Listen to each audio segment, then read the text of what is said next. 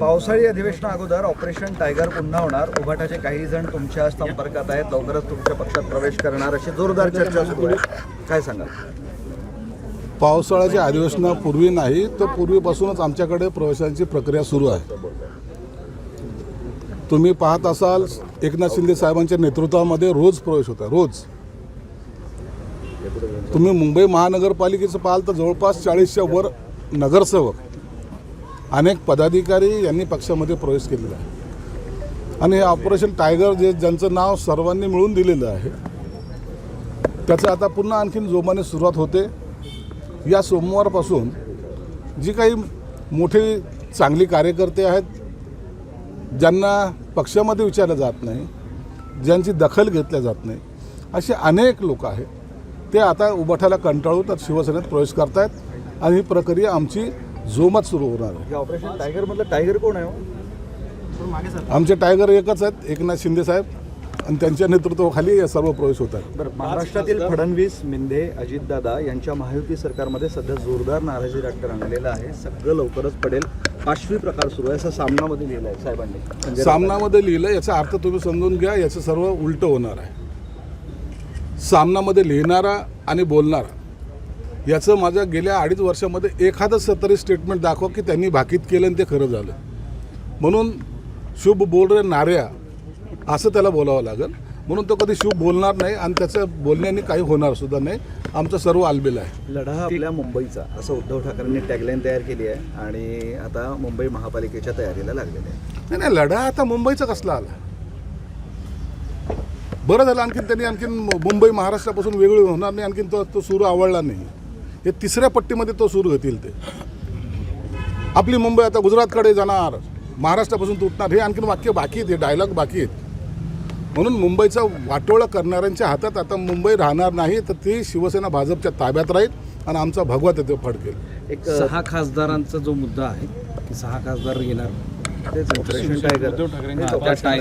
आता या सगळ्या गोष्टी आज उघड करणं योग्य नाही, परंतु याच्या सर्व जे काही चाललं आहे ते एकनाथ शिंदे साहेबांच्या नेतृत्वामध्ये चालू आहे. आणि तुम्हाला एवढं नक्की सांगेल की अनेक लोक आमच्याकडे यायला इच्छुक आहेत. त्यात मराठवाड्याचे काही खासदार आहेत का? नाही, त्याच्या संदर्भामध्ये फक्त शिंदे साहेबच घोषणा करतील. ते जे रोज सुरू आहे दोन्ही ठाकरे एकत्र यायचं, त्याचा रमेश ठाकरे असं म्हणताय की दोन्ही बंधू आले तर अडचण काही नाही, पण येणार कसे? फोन तर करत नाही कोणी कोणाला. नाही, कोणी कुणाला फोन करत नाही. हे त्यांनी जे आव्हान केलं ना ते सपाला केलेलं आहे, ते MIMला केलेलं आहे. त्यांना हे यांच्याशी काही घेणं देणं नाही आहे. तुम्ही उगाच तरी गैरसमज पसरवत आहे. ते दोघं बंधू एकत्र येणार नाही.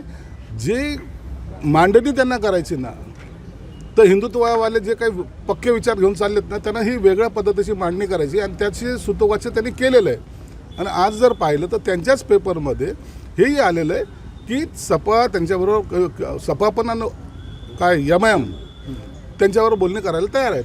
दुसरं तुम्ही जे म्हणलात मुंबईचं वाटोळं केलं उद्धव ठाकरेंनी का, तर दोन्ही ठाकरेला जबाबदार आहेत, राज ठाकरे उद्धव ठाकरे की फक्त उद्धव? राज ठाकरेचं काय संबंध आलं वाटोळं करण्यामध्ये? राजसाहेब कधी सत्तेत होते?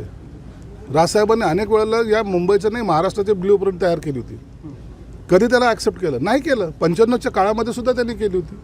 म्हणून राजसाहेबांवर तर आरोप करायचा म्हणजे तुम्हाला अधिकार सुद्धा नाही. पण ज्यांनी सत्ता भोगितले, ज्यांनी पर्सेंटेज खाल्ले, ज्यांनी ठेकेदारांना जवळ केलं, ज्यांनी मुंबई खड्ड्यात घातली, त्यांच्याबद्दल आहे. त्यांना आता मराठीवर बोलायचा अधिकारच नाही. राज आणि उद्धव एकत्र आले तर मुंबई महापालिकेत काय परिणाम? येऊ द्या, नंतर कळेल. बरं, ते निलेश चव्हाण जो पुण्याचा आहे त्याला शस्त्र परवाना सतेज पाटलांनी मान्य केला होता असं पुढे आलेलं आहे. त्यावेळेस ते गृहराज्यमंत्री होते. बघा, त्या जुन्या गोष्टीमध्ये काय झालं होतं याच्यात इतंभूत माहिती माझ्याकडे नाही, म्हणून त्याच्यावर भाष्य करणं योग्य. एक तुळजापूरचं ड्रग्ज प्रकरण ऐकलं असेल तुम्ही. त्यात आता उभाटाचा आरोप आहे की पोलिसांनी मुख्य आरोपींना मोकाट सोडले. ते भाजपशी संबंधित आहे, म्हणजे सत्ताधाऱ्यांशी संबंधित आहे आणि इतरांवरच गंभीर गुन्हे दाखल करताय आणि मुख्य आरोपींना सोडत आहेत. आता ते उभाटाच्या गटाला ना काही घडायच्या पहिले त्यांचं पूर्ण तपास त्यांचा झालेला असतो. यंत्रणाला तपास करायचा संधी देत नाहीत. यंत्रणा तपास करायच्या अगोदर यांची यंत्रणा कोणती भारी आहे माहीत नाही, परंतु हे आरोप करून मोकळे होतात आणि तपास यंत्रणा जी काम करते त्याच्यामध्ये अडचणी निर्माण करतात, असा माझा स्पष्ट आरोप त्यांच्यावर. तुळजापूरमध्ये हेच आहे. आता जी काम करते त्याच्यामध्ये अडचणी निर्माण करतात, असा माझा स्पष्ट आरोप त्यांच्यावर. तुळजापूरमध्ये हेच आहे. आता तुम्ही काही दिवसांतर त्यात जे काही गुन्हेगार असेल ते पकडले जातील. तुम्ही एवढा लगे काल पकडले गेलं ना आज फाशीवर चढवा असं कधी कोणत्याही कायद्यात नाही आहे. ठाण्या मुंबईमध्ये आज भाजपच्या जोरदार बैठक आहे आणि स्वबळावर लढण्याची तयारीचे संकेत आहे असं म्हटलं जातं. भाजप म्हणते की आम्ही मोठा भाऊ आहोत. नाही ते मोठा ठीक आहे झालं. ते मोठा असो छोटा असो आणि हे ज्या निवडणुका येत आहेत ना त्या निवडणुकीमध्ये प्रत्येक पक्षाच्या या बैठका होत आहेत. आज भाजपची होत असेल, उद्या शिवसेनेची होईल, पुन्हा राष्ट्रवादीची होईल, इतर पक्षाची होतील.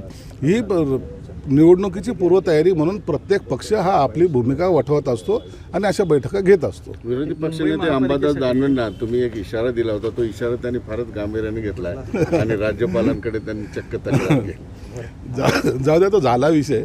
मुळामध्ये प्रॉपर्टी कुणाची, बॉम्बा कोण मारतंय, असं झालं की जसं काय सरकारला लुटायला लागलं. प्रॉपर्टी प्रायव्हेट आहे. आता त्याच्यात भाष्य करणं योग्य नाही. त्यांच्या आखलीचे दिवाळे निघालेले आहेत आणि काही दिवसांतर ते कळेल सुद्धा. मुंबई महापालिकेसाठी दोन्ही ज्युनियर ठाकरे म्हणजे आदित्य आणि राजसाहेब ठाकरेंचा मुलगा आहे, दोघंही कामाला लागलेले आहेत सर. लागलंच पाहिजे, हरकत नाही ना. निवडणूक हे तर केलंच पाहिजे. आणि हे जे काही उबाटाचे आहेत ना, उद्या जर विक्रोळीचा मतदारसंघ गेला तर कॉर्पोरेशनला तर चान्स, पुढचं जे काही रणनीती आहे त्यांना कॉर्पोरेशनशिवाय काही दिसणार नाही. महाराष्ट्र दिसणार नाही, शेतकरी दिसणार नाही, कामगार दिसणार नाही. मुंबई महानगरपालिका, ठेकेदार आणि पर्सेंटेज हीच यांचं काम करण्याची पद्धत आहे. आजपासून ठाकरेंच्या शिवसेनेकडून आंदोलन सुरू करण्यात क्या आलेलं हुआ आहे. तेरा क्या हुआ वादा? तेरा वादा? वा वा सांगा वा. वादा. अरे तुम्ही केलेले वादे सांगा रे. काय गाणे बी काय निवडून काढतात ना. यांना आता गाणे म्हणणं आणि टाळ्या वाजवणं याशिवाय उद्योग राहिलेला नाही. संजय राऊतांचा एक प्रश्न. संजय राऊत असं म्हणतायत की एकनाथ शिंदे शिवसेनेत पण नाराज होते आणि आता देवेंद्र फडणवीस यांच्यासोबत पण नाराज आहेत. अशा व्यक्तींच्या आजारावर कोणताही इलाज नसतो असं त्यांचं म्हणणं आहे. तुम्हाला इलाज करायला कोणी सांगितलं? इलाज एकनाथ शिंदेसाहेब करतात. अनेक रोगावर त्यांनी इलाज केलेले जे घरात बसले होते त्यांना बाहेर काढायचं काम कोणी केलं? गळ्याचा पट्टा कोणी काढला? तर एकनाथ शिंदे. म्हणून डॉक्टर आमच्याकडे आहेत. फक्त आम्ही मरीज जे आहेत ना त्यांची योग्य वेळेला वाट पाहतोय. लोकशाही मराठी ऐका, पहा, जागरूक रहा.